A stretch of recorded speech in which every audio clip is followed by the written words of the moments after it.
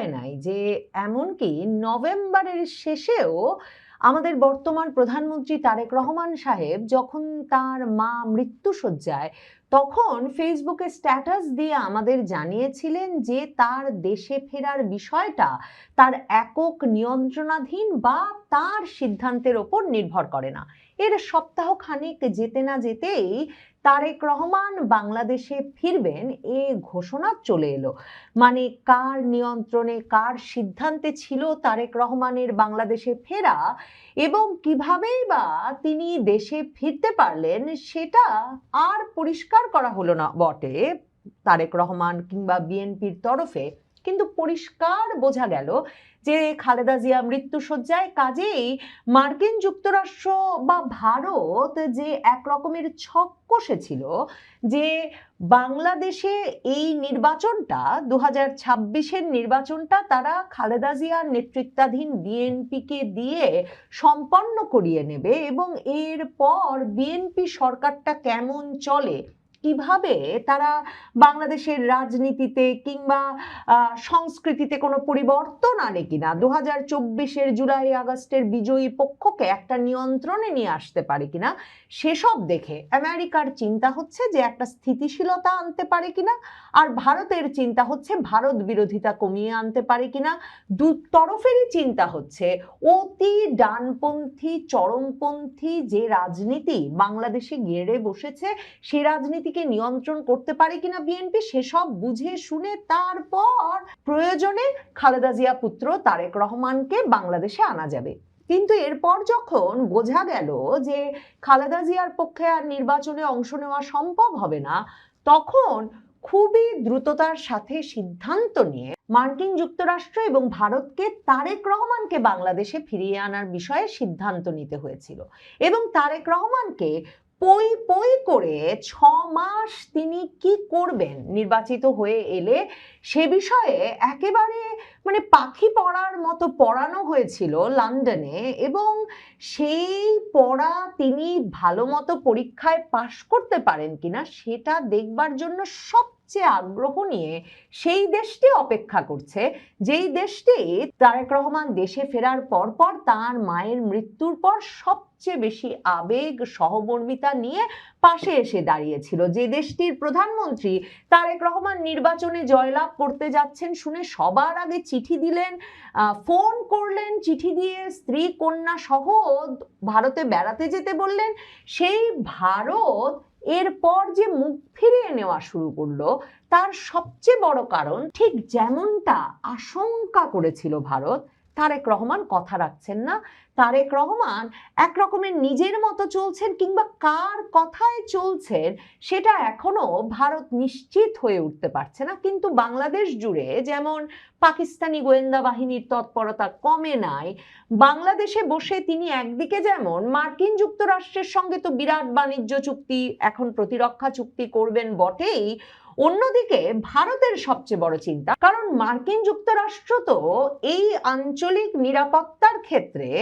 ভারতকেই তাদের সবচেয়ে বড় বন্ধু রাষ্ট্র বলে মনে করে, কাজেই ইন্দো প্যাসিফিক অঞ্চলে নিরাপত্তার দিকে এবং চীনের প্রতি প্রতিদ্বন্দ্বিতার দিক থেকে ভারত এবং মার্কিন যুক্তরাষ্ট্র কিন্তু একই জায়গায় অবস্থান করছে। কাজেই তারেক রহমান একদিকে যেমন বিরাট মার্কিন চুক্তি মেনে নিয়ে ক্ষমতায় এসেছেন সেটা ভারত জানতো, কিন্তু এই যে চীনের সঙ্গে মাখামাখি বন্ধ করছে না মার্কিন যুক্তরাষ্ট্রের যথেষ্ট চোখ রাঙানি সত্ত্বেও, আর এখন নাকি তিস্তা ব্যারেজ চীনকে দিয়ে দেবে এবং তার বিনিময়ে চীনে একটা দ্বিপাক্ষিক সফরে যাচ্ছেন তারেক রহমান, এবং সেখানে গিয়ে তিনি তিস্তা ব্যারেজের কাজটা চীনকে দিয়ে আসবেন মার্কিন যুক্তরাষ্ট্র আর ভারতকে রুষ্ট করে। তাতে যে দুটো দেশ এনেছে তারেক রহমানকে 2024-এর পর চীনের সবচেয়ে বড় বন্ধু হয়ে ওঠা জামায়াতে ইসলামীর দফতরে 2024-এর আগস্ট থেকে যদি নজর রাখেন প্রতি মাসে অন্তত একবার চীনা রাষ্ট্রদূত গিয়ে জামায়াতের আমিরের সঙ্গে দেখা করে এসেছেন। চীনা রাষ্ট্রদূত নিয়মিত যোগাযোগ রেখেছেন বাংলাদেশের ছাত্র শিবিরের নেতৃবৃন্দের সঙ্গে। ঢাকা বিশ্ববিদ্যালয়ে ডাকসুতে তারা যে পরিমাণ বিনিয়োগ করেছেন তার পেছনেও জামায়াতের সঙ্গে ছাত্র শিবিরের সঙ্গে 2024 থেকে তাদের প্রকাশ্য হৃদ্যতার একটা সরাসরি সম্পর্ক আছে। সেখানে তারেক রহমানের পাশে এসে যে ভারত আর মার্কিন যুক্তরাষ্ট্র দাঁড়ালো, এখন এই এক চীনের সাথে তার মাখামাখি ভারত এবং মার্কিন যুক্তরাষ্ট্র দুজনকেই রুষ্ট করে ছাড়বে। আর ভারত তো ভীষণভাবে ক্ষুব্ধ যে এখন পর্যন্ত না সীমান্ত এলাকায় কোনো জঙ্গি শিবির বন্ধ করেছেন তারেক রহমান, না বাংলাদেশে চরমপন্থী যে ভারত বিরোধী রাজনীতি এবং চরমপন্থী রাজনীতির বিকাশ ঘটেছে সেটা নিয়ন্ত্রণে কোনো ভূমিকা রেখেছেন, না পাকিস্তানের সঙ্গে মাখামাখিটা বন্ধ করেছেন। কাজেই যে 6 মাস সময় দিয়ে মোড়ল রাষ্ট্রগুলো তারেক রহমানকে পাঠিয়েছিল, মানে নভেম্বরে ওই কথা বলবার পর যে তার নিয়ন্ত্রণাধীন নয়, ইচ্ছাধীনও নয় দেশে ফেরার বিষয়টা, এরপর যখন ডিসেম্বরে তারেক রহমান ফিরতে পারলেন তখন বিএনপির ভেতরে বাইরে একেবারে প্রকাশ্যেই এ আলাপ তুঙ্গে ছিল এবং প্রায় সকলেই একরকমের ওপেন সিক্রেটের মতো বলছিলেন যে তারেক রহমান একেবারে সুনির্দিষ্টভাবে জানেন যে বাংলাদেশের রাজনীতিতে কি করতে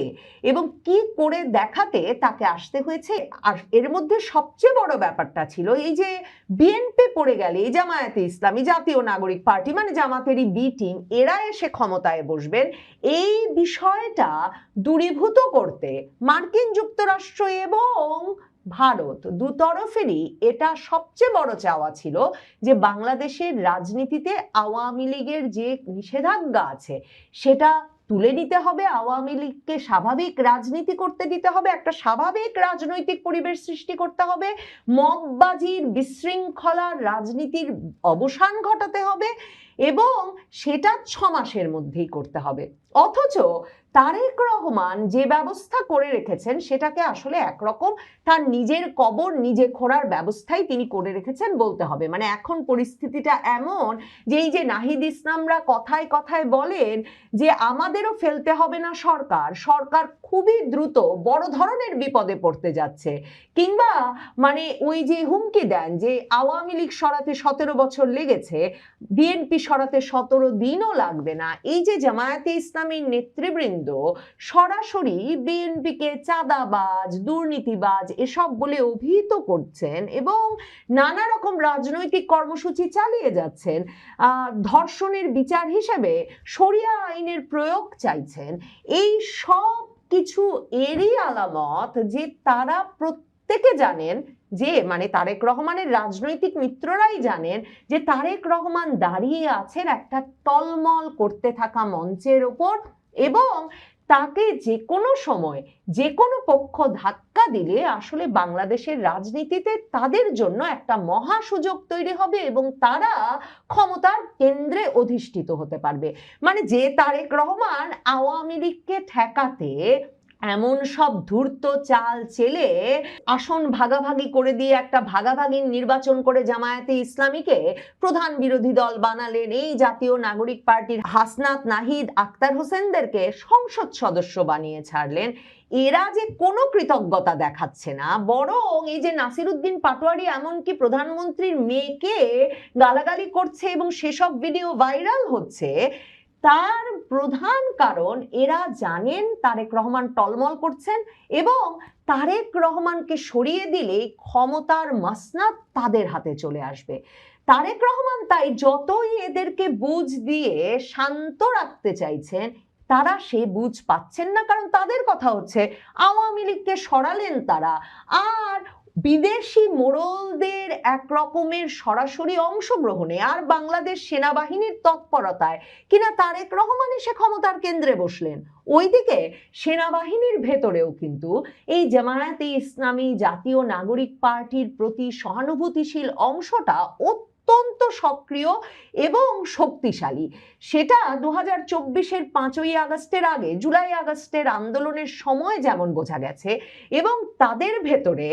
অবসরপ্রাপ্ত বিক্ষুব্ধ সেনা কর্মকর্তাদের একটা দল আছে যারা ভীষণভাবে প্রভাব বিস্তার করেন বর্তমান বাহিনীর সদস্যদের ভেতরেও, এবং এরা সকলে মিলে আসলে একটা বিপ্লব, একটা ডানপন্থী বিপ্লব, একটা ইসলামী বিপ্লবের স্বপ্ন দেখছেন সশস্ত্র বিপ্লব, যে বিপ্লবের মাধ্যমে বাংলাদেশে তারেক রহমানকে সরিয়ে দিয়ে তারা ক্ষমতার কেন্দ্রে অধিষ্ঠিত হওয়ার সম্ভাবনাটা একেবারে সামনে দেখতে পান। কাজেই তারেক রহমানকে একদিকে যেমন এদের ঠেকাতে 6 মাসের অ্যাসাইনমেন্ট দিয়ে ভারত যুক্তরাষ্ট্র পাঠিয়েছে, ঠিক তেমনি ভাবে এই অ্যাসাইনমেন্টে তিনি ফেল করতে যাচ্ছেন এটা টের পেয়ে খুবই দ্রুত ক্ষমতার কেন্দ্রে আসতে একেবারে ওঁত পেতে বসে আছে বিভিন্ন পক্ষ, সেটাও সত্যি। এমনকি ডক্টর ইউনূস, তারও কিন্তু তৎপরতা থামে নাই। এই যে তিনি পৃথিবীর বিভিন্ন দেশে যাচ্ছেন, এই যে সম্প্রতি প্যারিস গেছেন, প্যারিসে গিয়ে তিনি যে বেশ কিছু স্পর্শকাতর বৈঠক করেছেন, এবং সেসব স্পর্শকাতর বৈঠকে মানে ওয়াগনার গ্রুপ, আইআর এর মতো ভাড়াটে খুনিদের সঙ্গে তার সাক্ষাৎ হয়েছে, এমন সব খবর যখন বিভিন্ন সূত্রে বিভিন্ন জন প্রকাশ করছেন, ঠিক তেমনি ভাবে ইউনূস সাহেব যে একটা লম্বা সময় বাংলাদেশের ক্ষমতায় থাকলে তিনি একটা স্থিতিশীলতা দিতে পারবেন, সেই প্রতিশ্রুতি মার্কিন যুক্তরাষ্ট্র, চীন সকলকেই দিচ্ছেন, সেটাও সত্যি। এবং মার্কিন যুক্তরাষ্ট্র থেকে চীন সকলের জন্যই এই যে তারেক রহমান যে স্থিতিশীলতা দিতে পারবেন না, ইউনূস পারবেন, সেটা একরকমের মানে একটা প্রস্তাব হয়ে উঠছে। এই কারণে যে ইউনূস সাহেব অন্তত ওই যে সৈয়দা রিজওয়ানা হাসান যে কথাটা বলেছিলেন যে তারা মব হতে দিয়েছেন, বিশৃঙ্খলা হতে দিয়েছেন, ডানপন্থার বিকাশ ঘটতে দিয়েছেন বটে, কিন্তু চরম পন্থাকে তারা কিছুতেই মূল ধারায় আসতে দেন নাই, মেইন স্ট্রিমে আসতে দেন নাই। কাজেই এই যে পরীক্ষিত ক্ষমতা ইউনূস সাহেবের, মানে সকল রকম বিশৃঙ্খলা আভ্যন্তরীণভাবে দেশের ভেতরে চরমপন্থী গোষ্ঠীগুলোকে দিয়ে করিয়ে গেলেও এই যে মূল ধারায় তিনি যতক্ষণ নিজে ক্ষমতায় আছেন তার পারিষদবর্গ নিয়ে, ততক্ষণ যে তাদেরকে আসতে দেবেন না, অন্যদিকে তারা ইউনূস সাহেব ক্ষমতায় থাকলে বাইরেই সন্তুষ্ট অবস্থায় থাকবে, এটা যেহেতু পরীক্ষিত, কাজেই অনেক পক্ষের জন্যেই ইউনূস সাহেব বরং একটা বেটার চয়েস হয়ে উঠছে, আরো ভালো পছন্দ হয়ে উঠছে তারেক রহমানের চেয়ে। তারেক রহমানের জন্য তাই ভিতরে বাইরে বিপদ বাড়ছে। আর ওইদিকে খলিলুর রহমান সাহেব, তারেক রহমানের জন্য মার্কিন যুক্তরাষ্ট্রের সঙ্গে একমাত্র সূত্র যিনি, সেই খলিলুর রহমান চলে যাচ্ছেন জাতিসংঘের সাধারণ পরিষদের সভাপতি হয়ে 1 বছরের ছুটি নিয়ে।